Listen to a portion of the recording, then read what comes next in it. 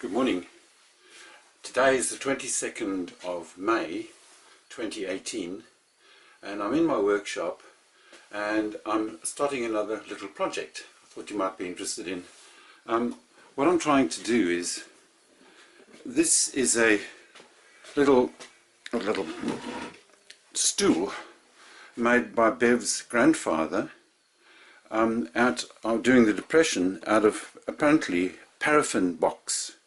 So these bits of wood were used to construct this little thing for Bev's grandmother when she bathed the children, for her to sit on when she bathed the children, because the bath was very low on the ground. The genius of this is these. You can see that it's only nailed in, there are no screws, and this looks like two separate bits of wood. These on the sides look like a single piece of wood. I'm not sure, I'll find out. But as I said, the genius of it is this here. These diagonal struts here make it incredibly strong, and it's painted with some very, like enamel white paint. So I've decided not to go and buy some special wood, but to use the wood that I have. And my first problem was I had to join the bits of wood together, and as you can see, they've been glued together and screwed down very securely so that they form, these are the sides, so these will be the sides equivalent to that, and this is the other side. I've been a bit sloppy here and there, but those are the two sides, and here's the top. So the dimensions are more or less identical. Of course, if I'd looked more carefully, I would not have made this gap on the outside. The gap would have been much more sensibly where there's no, would have been on the underside. Anyway, that's one of the problems of not paying attention too carefully. So now my next job is I'm going to use my belt sander, of course, which they didn't have during the Depression, but too bad. I'm going to use my belt sander to smooth off these sides and make them all. And then my next job is to find little slats that I can use for this construction. And you can see how cleverly it's been done. They've been set into the lid, into the top, and they actually lean against one another here. So I think that's a brilliant, and just nailed in. But it's very, very strong. You can stand on it very easily. It's just very strong. So I'm about to do a whole lot of sanding, so it's time to put the camera away to avoid it being filled with dust. It's now several hours later. It's 1:15, same day, and I've sanded the bits, and I've cut the hand slot into the top, which matches that one. And now my next job, you can see how much thinner this wood is than the wood on the original. The original is much thicker, and that means that this is going to be much more difficult to make it into something strong. But my next job now is, you see, if you look on the bottoms of the feet, there's a little cutout there. So what I'm going to have to do is I want to make these two sides exactly the same length and square them up, because it would be no good if it's all wobbly. And then I'm going to, once I've cut them at the same height, I'll cut a little half moon out of each one. And then the idea is to take these slats and place them in there to strengthen that joint there. And once I've done that, I also then have to think about how I'm going to inset those into the thing to strengthen the whole structure. So it's going to be, I'm not sure if it's going to be very strong, but as I said, I'm trying to imagine I'm in the Depression and all I have is the wood in my workshop, which is my little stack over there, and bits and pieces. So I'm not going to go out, I hope not to have to go out and buy some wood, especially to duplicate this idea here. So, well, staying true to my idea of building this little bench out of remnants, I found this bit of wood in amongst my wood remnants over there. It's the same treated pine as the bench is, but slightly thicker. You can see it's slightly thicker than the actual bench itself, so it might give extra support. So you can see the lines that I've drawn on it. I'm going to cut those into slats, and then I'm going to make them all the same width, and then they'll go like that. They'll be the equivalent of those there. So that's the next step. Okay, so here's where I'm up to. You can see I've cut a little half moons out of there, so it rests, the little bench rests on those two surfaces there. I've also squared up the sides there, and I've actually glued a little shelf underneath there so that I can screw the top onto this little thing. So this is glued onto there at the moment, but I'll screw it on and then I'll be able to hold this surface down.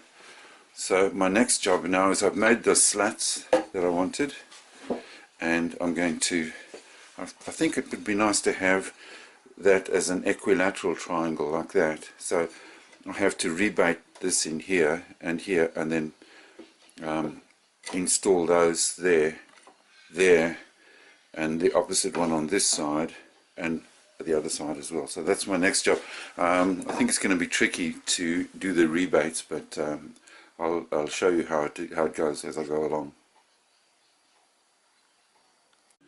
Okay, so continuing the little depression bench, I just thought I'd say something about an insight that I have had. I'm not claiming this is unique, but you know, when you start a project, you don't have to solve all the problems straight away. Just have an idea of where you're going to. So one of my problems here has been how on earth am I going to do this? You know, I need the thing stable so I can saw and so on. So what I've done is I found this little thing in my, I bought it somewhere with one of those tables would say, you know, $1 each. It's like a square clamp thing. So what I've done is I've clamped the corners of this thing into a square, and then I've drilled very slim holes down from the top into here, and I've actually used bullet head nails. So I've hammered bullet head nails down the very narrow center of these on all four corners, and I was thinking to myself, well, what am I going to do, because I need to screw that down. And then I realized I don't need to screw it down because it's held down by these. They're screwed into the sides. So I can knock those bullet head nails in and fill the little holes, and that'll be fine. Now my next problem is that I want the thing to be square. So what I've done is I've cut a piece of wood the same width as the inside top, and then I've clamped it across the bottom in place. And now I can tighten the whole thing down and begin to put these cross brace pieces into place like that. I thought it would be nice if this was an equilateral triangle. Might be nice, sort of pleasing. Or maybe isosceles is the word I'm looking for.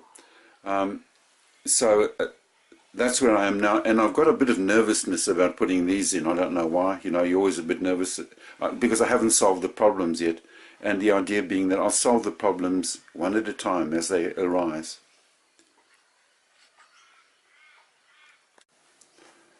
Well, there it is. On the first side, the diagonals set into the thing. This is the top, and I have the thing, it's on its side. And all I can say is thank goodness for G-clamps. G-clamps of holding it in place while I saw and all that sort of thing. I mean, inevitably you can see gaps. And like this one is, for example, this one is a bit too deep down. Unfortunately, that's the way it's going to have to stay. But I'll be sanding it later when I finish the whole thing. So these are going to be screwed down. I need this narrow screws to go in there. And then turn it over and do the other side. And so you won't believe all the fiddling and the filing and the sawing and the chiseling and the mucking about to get that all to fit the way it does. So I'm sort of pleased. Next, other side. So the next step is completed. That was the placing of these little diagonal reinforcing struts, and sticking to my resolution of using only materials that I have already in my workshop, I've actually found some of these screws here in my screw collection, which I picked up when they renovated our offices. The guys that use screws just drop them on the ground. They dropped hundreds on the ground. So every evening when I went home, I just collected up the screws and brought them home. Anyway, so let me say, for example, that you will see here, like that's sitting right too deep in its slot, and you can see gaps. This is inevitable when you do something by hand, and also the problem of keeping it square is enormous. So it has a slight wobble. Now I might try and attack that by sanding down one of the feet, but you know, I might just leave it the way it is. The most ingenious joint is here, the way these two supports abut one another. And Bev's grandfather belonged to a family where the father was a builder and the brother worked in the building business. And when I saw this, I saw somebody who knew a little bit about structural stuff. And also, when I copied it, I realized that it sort of connected me to him. So, you know, however many years ago, he made that for his wife to sit on while she bathed the little boy on the floor in the washing bath. It sort of connected me to him, and it's not as simple as I thought it was in the first place. So the next step now is to buff it up, get it nice and clean, and then decide whether I'm going to paint it or put a wood sealer on it. So, see you then. Okay, today's Saturday, and I've completed the depression bench. I shouldn't call it, but a copy of Bev's grandfather's bench, and I've decided that it's never going to be an item of furniture that's going to be for display. It's going to be a little utilitarian thing. So I've used my favorite covering on it. I've used polyurethane.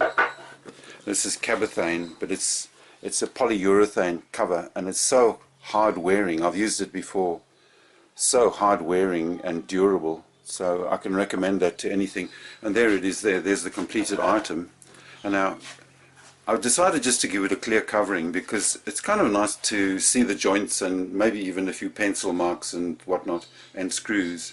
So it's still slightly tacky, but there it is, the completed copy of Grandpa Chateris's bench that he made for his wife because she had to sit down low to bath Thomas Chateris, Bev's dad. I'm rather pleased with it, and it's amazing how much a bit of sanding can do to make a joint look so smooth and perfect, doesn't it? You just sand down the high points and it makes it look good. So there we are, all done. Bye now.